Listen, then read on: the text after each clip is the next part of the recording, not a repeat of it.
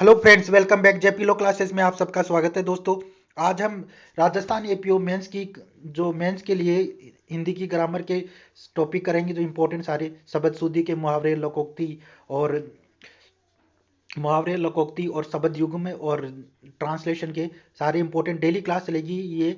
अब आप अगर आप इस चैनल पर नए हैं तो एक बार इस चैनल को सब्सक्राइब कर लेना, लाइक कर देना और बेल आइकन क्लिक करना, जिससे नेक्स्ट क्लास का आपको नोटिफिकेशन मिल सके। मेंस की क्लास के लिए इंपॉर्टेंट मैं शब्द लेके आया हूँ, इंपॉर्टेंट क्लास रहने वाले मेंस के लिए। ठीक है, आपकी ग्रामर का सारे टॉपिक, जो ग्रामर के टॉपिक है वो कवर हो जाएंगे इसी क्लास में, इंपॉर्टेंट है। ठीक है, तो आज का जो हम लेके आए शब्द शुद्धि के, हम इंपॉर्टेंट जो शब्द करेंगे शब्द शुद्धि के। ठीक है, आप इसको लिख लिख के तैयार कीजिए, जिससे कि आपको मेंस में आपको मतलब कोई गलती ना हो। ठीक है, क्वेश्चन सारे मतलब यहाँ पे कोई गलती मत करके आना मेंस के अंदर, जिससे कि आपके नंबर कटे। ठीक है, एक एक नंबर इंपॉर्टेंट है आपके लिए। ठीक है, तो आज का पहला वर्ड है अंत्येष्टि। अंत्येष्टि कैसे लिखेंगे देखिए दोस्तों। अंत्येष्टि को देखो, ये अशुद्ध है अंत्येष्टि, और जो शुद्ध है अंत्येष्टि शुद्ध ऐसे लिखेंगे। अ आधा इसमें ऊपर बिंदी और आधा तय, ये के ऊपर एक की मात्रा और स, आधा स आएगा और छोटी की मात्रा और ट, यानी ठ की जगह क्या आएगा, ट आएगा। अंत्येष्टि। ठीक है, अंत्येष्टि ये ऐसे लिखेंगे। अंत्येष्टि ये शुद्ध वाक्य हो जाए, ये अशुद्ध है। ठीक है, अंत्येष्टि ये अशुद्ध है। अंत्येष्टि आधा इसके ऊपर बिंदी और आधा तय और यह के ऊपर एक की मात्रा और छोटी की मात्रा आधा स और आधा इसमें ट आएगा। ट आएगा, ठ की जगह क्या आएगा, ट आएगा। ठीक है, ये शुद्ध हो जाएगा। ठीक है, अहिल्या। अहिल्या कैसे लिखेंगे दोस्तों, देखिए अहिल्या। अहिल्या ऐसे लिखेंगे। अहिल्या, ये अहिल्या गलत है, अशुद्ध है, और ये शुद्ध है अहिल्या।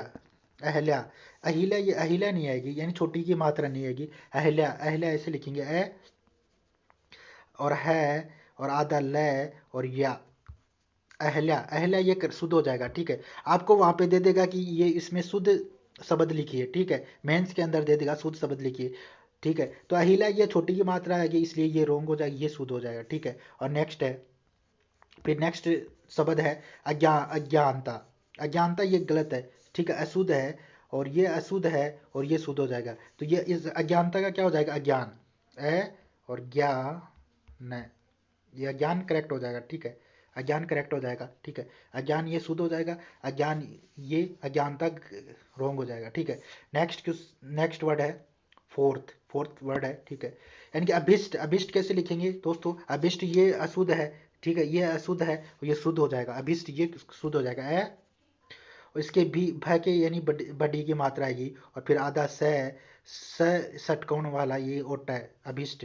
अभिष्ट ये अभिष्ट करेक्ट हो जाएगा। ठीक है, यहाँ पे जो भय के यानी छोटी की मात्रा है, यहाँ पे बड़ी की मात्रा आएगी, तो ये शुद्ध हो जाएगा। ठीक है, अब दूसरा नेक्स्ट वर्ड है फाइव, अक्षरोहिणी। अक्षरोहिणी कैसे लिखेंगे दोस्तों, अक्षरोहिणी ऐसे लिखेंगे। ठीक है, अक्षरोहिणी। अक्षरोहिणी में ये दो, यहाँ पे एक मात्रा इसलिए ये रोंग हो जाएगा, और अक्षरोहिणी में दो मात्रा आएंगी, ये शुद्ध हो जाए। ठीक है, तो अक्षरोहिणी ऐसे लिखेंगे शो, यानी कि इसके दो मात्रा, अक्षरों ही के यानी कि छोटी की मात्रा, और णी यानी बड़ी आएगी अक्षरोहिणी। अक्षरोहिणी के यानी दो मात्रा आएगी, इसलिए यहाँ पे छोटी की, यहाँ पे एक ही मात्रा, इसलिए ये रोंग हो जाएगा।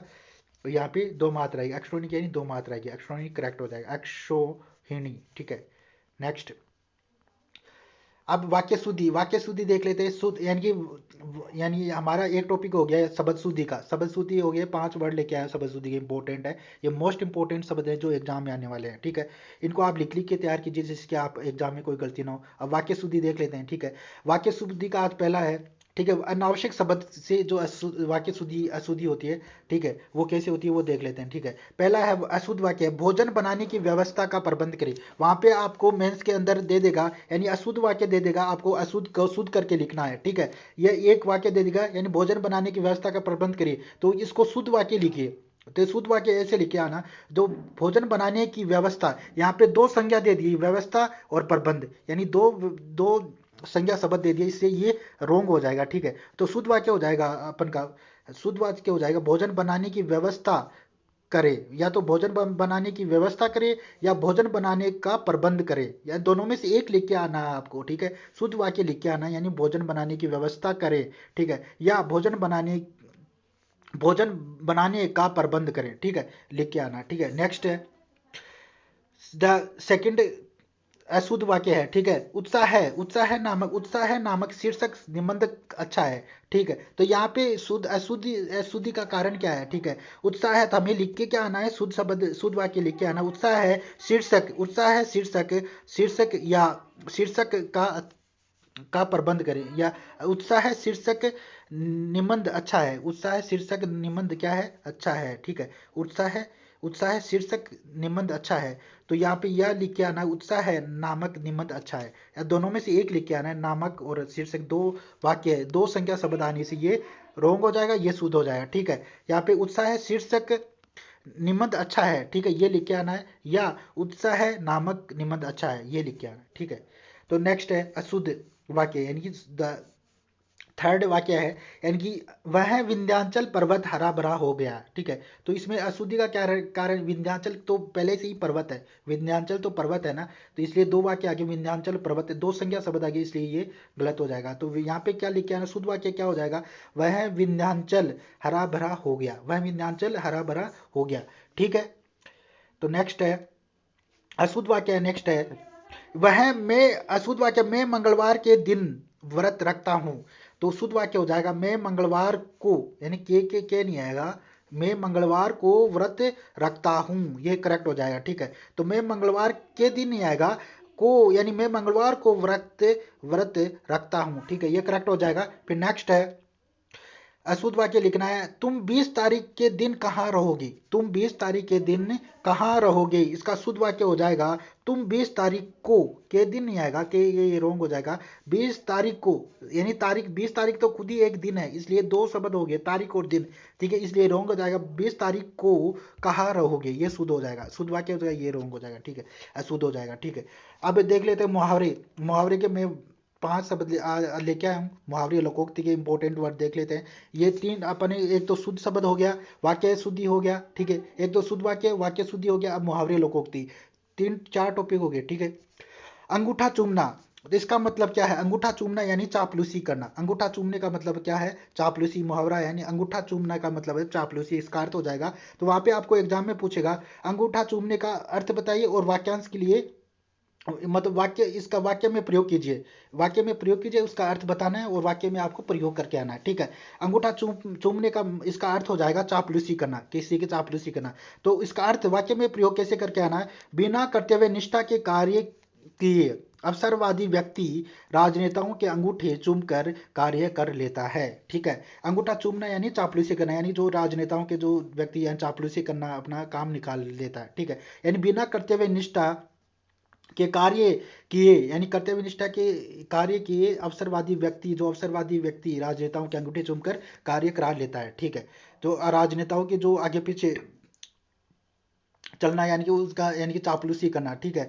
इसलिए यानी कि अंगूठा चूमने का मतलब होता है चापलूसी करना, ठीक है। अंगूठा दिखाना, अंगूठा दिखाने का मतलब क्या होगा, अंगूठा दिखाना यानी किसी को अंगूठा दिखाना, कब, इसका अर्थ होता है जरूरत पड़ने पर सहायता करने से मना कर देना, जरूरत पड़ने पर सहायता करने से मना करना। यानी कि इसका वाक्य में प्रयोग कैसे करेंगे, स्वार्थी लोग पहले अपना स्वार्थ चाहते हैं, स्वार्थी लोग पहले अपना स्वार्थ चाहते हैं, किंतु समय आने पर वह अंगूठा दिखा देते हैं। यानी कि जो स्वार्थी लोग पहले तो अपना काम निकाल लेते हैं, जब उनका समय आता है यानी सहायता करने का, तो वो अंगूठा दिखाते हैं, यानी कि जरूरत पड़ने पर उन सहायता करने से मना कर देते हैं, नहीं भाई ये काम हमसे नहीं होगा, ठीक है। पहले तो अपना काम निकाल लिया, और जब सहायता करने की बारी आई तो वह मना कर दिया, ठीक है, भाई ये काम हमसे नहीं होगा, ठीक है। अंगूठा दिखाना, जरूरत पड़ने पर सहायता करने से मना कर देना, ठीक है। नेक्स्ट है अंगूठी का नगीना, इसका देखो, इसका अर्थ क्या हो जाएगा, यानी कि ये मुहावरा है, अंगूठी का नगीना यानी प्रिय लगना। अंगूठी का जो नगीना है वो हमेशा प्रिय लगता है, अंगूठी का जो नगीना होता है ना वो यानी प्रिय लगता है, अच्छा लगता है, ठीक है। वैसे ही अंगूठी का नगीना यानी प्रिय लगना, ठीक है। इसका वाक्य में प्रयोग कैसे करेंगे, देखिए, मेरे तो यह एक ही बच्चा है, मेरे तो एक ही बच्चा है, तो यह, और यही मेरी अंगूठी का नगीना है। यानी कि अगर कोई किसी के एक बच्चा है, एक ही लड़का है, तो वह उसके लिए, वो उस परिवार के लिए वह क्या है, अंगूठी का नगीना है, ठीक है, उसको अच्छे से रखेंगे, ठीक है, वो उसके परिवार के लिए अंगूठी का नगीना है, और यही मेरी अंगूठी का नगीना है, ठीक है। नेक्स्ट अब लोकोक्ति देख लेते हैं।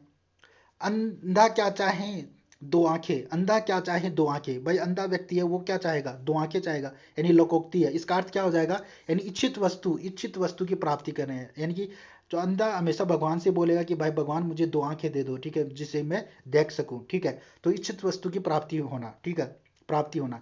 तो इसका वाक्य में प्रयोग यानी लोकोक्ति का वाक्य में प्रयोग कैसे करेंगे? वर्षों बेरोजगारी भोगने के बाद एक दिन सुनील को सरकार की ओर से नियुक्ति पत्र मिल गया और सुनील की मनीच्छा पूर्ण हुई और सच में कहा कि अंधा क्या चाहे दो आंखें। ठीक है, इसमें वाक्य में प्रयोग ऐसे करके आना है आपको। ठीक है, एग्जाम में पूछेगा कि ये दे देगा, लोकोक्ति दे देगा, अंधा क्या चाहे दो आंखें। ठीक है, इसमें ये पूछेगा कि वाक्यांश इसका अर्थ क्या है, अर्थ बताइए और वाक्य में प्रयोग कीजिए। अर्थ बता के उसको वाक्य में प्रयोग करके आना है। ठीक है, ऐसे करके आना है एग्जाम में। ठीक है, तब आपको पूरे नंबर दे देगा। ठीक है, नेक्स्ट है, अंधी पीसे कुत्ता खाए। अंधी पीसे कुत्ता खाए यानी मूर्ख की कमाई दूसरे ही खाते हैं। मूर्ख की कमाई दूसरे ही खाते हैं। वह कमाता तो बहुत है पर इधर उधर के झगड़ों में सारी कमाई वकीलों पर ही खर्च कर देता है।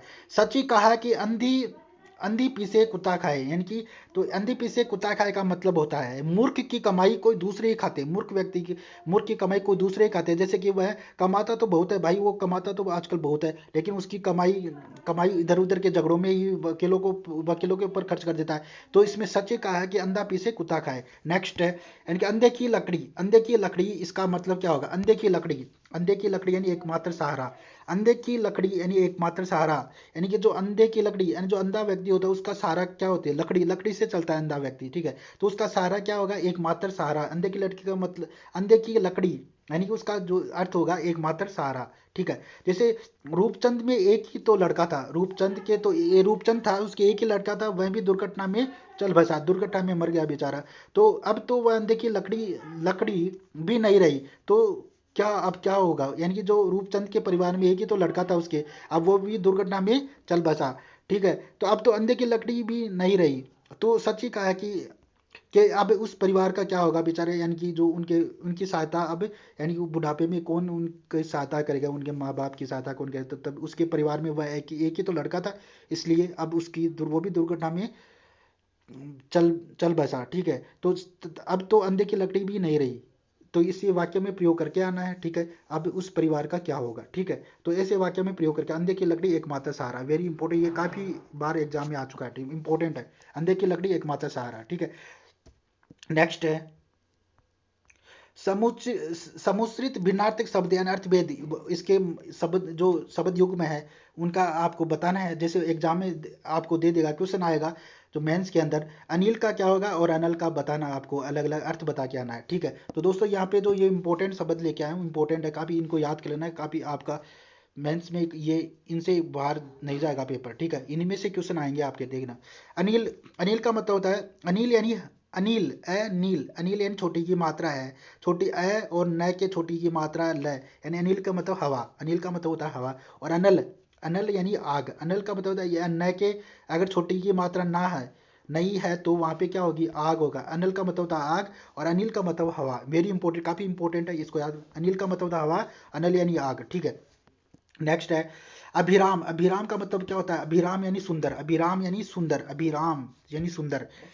ठीक है, अविराम यानी कि बिना रुके हुए, अविराम यानी लगातार, अविराम का मतलब होता है लगातार। अभिराम यानी सुंदर, अविराम यानी लगातार। ठीक है, और अनिल अनिल यानी हवा, अनल यानी आग। ठीक है, इसके जो शब्द युग में के मैं मोस्ट इंपोर्टेंट आपको वर्ड करा दूंगा।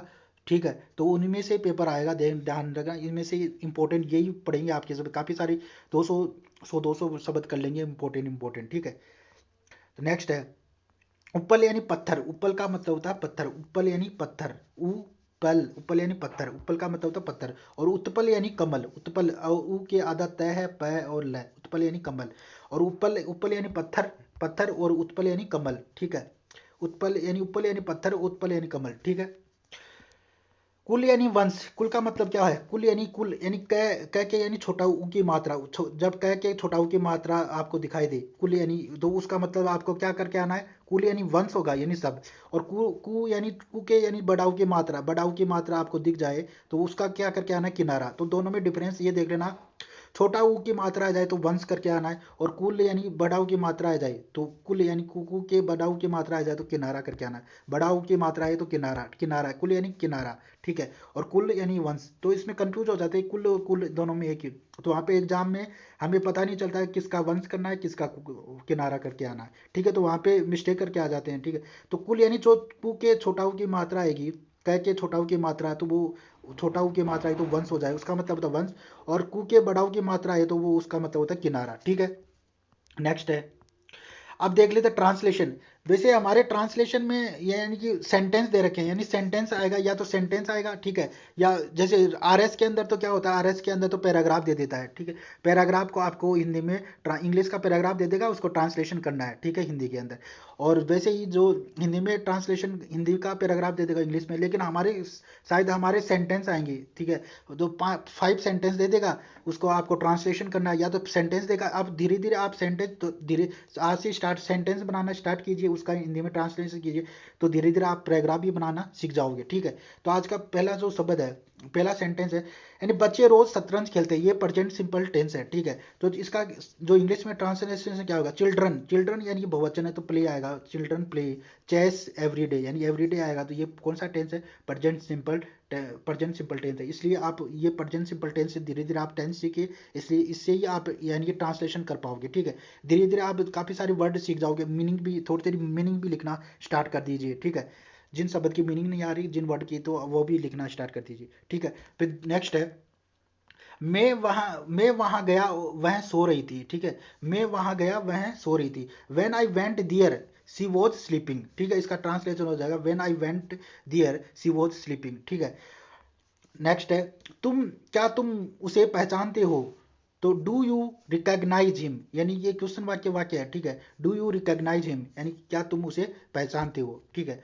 5 नेक्स्ट है, तुम्हारा भाई कौन सी कक्षा में पढ़ता है, तो इसका क्या, in which class does your brother read, ठीक है। और नेक्स्ट है 5, तुम्हें इंग्लिश कौन पढ़ाता है, do you teaches you English, who, यानी कि यहाँ पे तुम्हें इंग्लिश कौन पढ़ाता है, तो यह यहाँ पे क्या हो जाएगा, हु आएगा, हु टीचेज यू इंग्लिश, तुम्हें इंग्लिश कौन पढ़ाता है, हु टीचेज यू इंग्लिश, ठीक है। नेक्स्ट, ठीक है, आज मेरी साइड से इतने ही थे, और बाकी हम सिलेबस को एक बार डिस्कस कर लेंगे, ठीक है, नेक्स्ट वीडियो में। और ये इसका पीडीएफ आपको जेपीलो क्लासेस के टेलीग्राम चैनल पर मिल जाए, उसको एक बार आप ज्वाइन कर लेना, ठीक है। और मैं इसका ये इंपॉर्टेंट शब्द है, ये एग्जाम में काफ़ी हेल्पफुल रहेगा आपके राजस्थान एपीओ मेंस के अंदर, ठीक है। एक बार अगर आपको सेशन पसंद आए तो सबके सब सेशन को लाइक कर दें, शेयर कर दें, ठीक है। और बेल आइकन क्लिक करें जिससे नेक्स्ट क्लास का आपको नोटिफिकेशन मिल सके। इसका पीडीएफ आपको जेपीलो क्लासेस टेलीग्राम चैनल पे मिलेगा, ठीक है। तो मिलते हैं नेक्स्ट क्लास के अंदर। If you like this video do subscribe my channel.